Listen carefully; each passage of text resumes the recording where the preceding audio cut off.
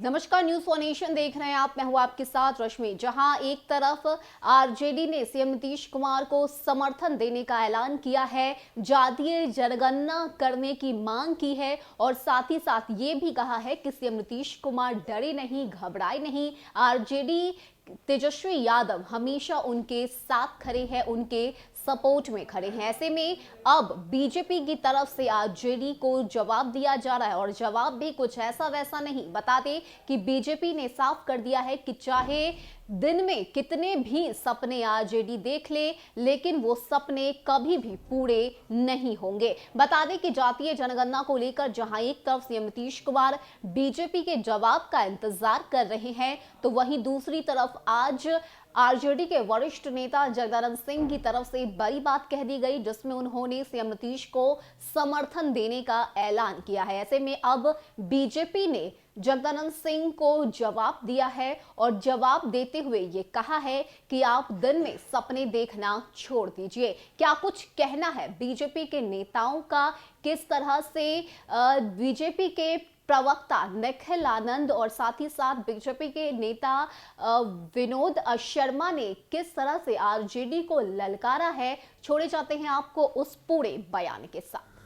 राष्ट्रीय जनता दल को दिन में सुहावने सपने देखने से भारतीय जनता पार्टी रोक नहीं सकती है और राष्ट्रीय जनता दल के लोगों को आश्वस्त हो जाना चाहिए। क्या 2015 में जिन मुद्दों पर सरकार बनी थी, उसके बाद नीतीश कुमार जी ने गठबंधन से किक आउट कर दिया था आरजेडी को, क्या उन मुद्दों को नीतीश कुमार जी ने भुला दिया है? अब आरजेडी के लोग बेचैन हैं। सत्ता से बाहर आरजेडी जो परिवार की पार्टी है, ज़्यादा दिन तक नहीं रह सकती है। ऐसा लगता है कि धन की कमी इनको हो गई है। अब इनको उगाही संस्कृति फिर से खड़ी करनी है। अब सरकार में आने के लिए बेचैन है।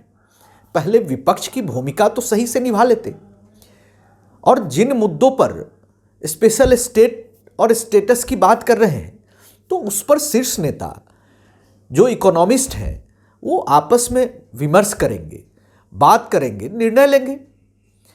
और मेथोडोलॉजी की बात है, तथ्य आधारित बातें हैं, इस पर नाहक राजनीतिक तूल नहीं देना चाहिए। और जाति जनगणना का सवाल है तो लालू जी को पहले कांग्रेस से पूछना चाहिए कि यूपीए की सरकार में थे, 2011 में जाति जनगणना कराने का कमिटमेंट करके कांग्रेस ने 5,000 करोड़ रुपए जो खर्च किए, जो कास्ट सेंसस के नाम पर सैंपल सर्वे कराया और 5,000 करोड़ रुपए पब्लिक एक्सचेकर को चूना लगाया, तो आखिर ऐसा कांग्रेस ने क्यों किया? अब इन मुद्दों को लेकर के राजनीति का प्रोपेगेंडा खड़ा कर सकते हैं, क्योंकि आरजेडी के पास राजनीति का मुद्दा नहीं बचा है और ऐसा लग रहा है कि आरजेडी और आरजेडी के नेता पिछड़ते जा रहे हैं। उनके लिए सत्ता में वापसी एक कठिन अभियान लग रहा है। तो ये तरह तरह का ढिंढोरा पीट रहे हैं, प्रोपेगेंडा कर रहे हैं, ल्यूक्रेटिव ऑफर दे रहे हैं। और ये नीतीश कुमार जी को ऑफर देके क्या करेंगे? नीतीश कुमार जी ने तो इनको अपनी ही गठबंधन से किक आउट कर दिया था, सरकार से निकाल दिया था। इनको इंट्रोस्पेक्शन करना चाहिए आरजेडी के लोगों को। राजनीति इस तरह के ऑफर्स से नहीं चलती। देखिए, राजद के जो प्रदेश अध्यक्ष जगदानंद सिंह जी हैं, जो बातें कर रहे हैं जातीय जनगणना की, बिहार की जनता जान चुकी है कि इन्हें किसी पिछड़े दलित वंचित वर्ग के लोगों को कल्याण से कोई लेना देना नहीं है।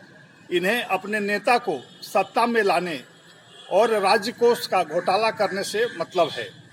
हमारे माननीय मुख्यमंत्री ने जब डिप्टी सीएम थे तेजस्वी जी, तो उन्होंने इसी मुद्दे पर उनको छोड़ा था कि आप 32 संपत्तियों के मालिक कैसे बन गए, ये बिहार की जनता को बताइए। तो अभी तक तो उनके सवाल का जवाब नहीं मिला है।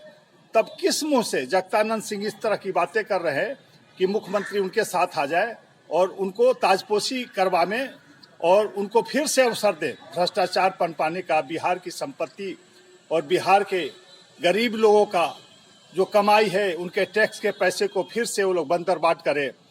तो उनका हमें लगता है कि सपना दिवा स्वप्न रह जाएगा। और निश्चित रूप से मुख्यमंत्री के नेतृत्व में बिहार विकास कर रहा है भारतीय जनता पार्टी के सहयोग से।